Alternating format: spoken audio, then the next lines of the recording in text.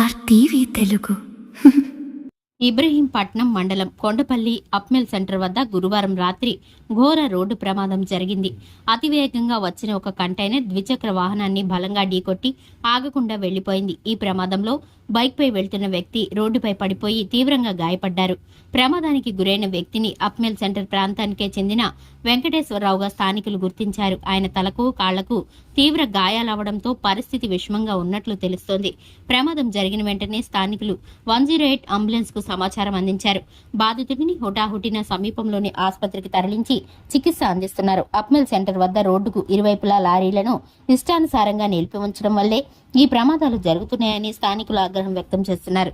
Parking చేసిన లారీల వల్ల ఎదురుగా వచ్చే వాహనాలు కనిపించక ఇబ్బందులు ఎదురవుతున్నాయని, అధికారులకు ఎన్నిసార్లు ఫిర్యాదులు చేసినా పట్టించుకోవడం లేదని వారు ఆవేదన వ్యక్తం చేస్తున్నారు.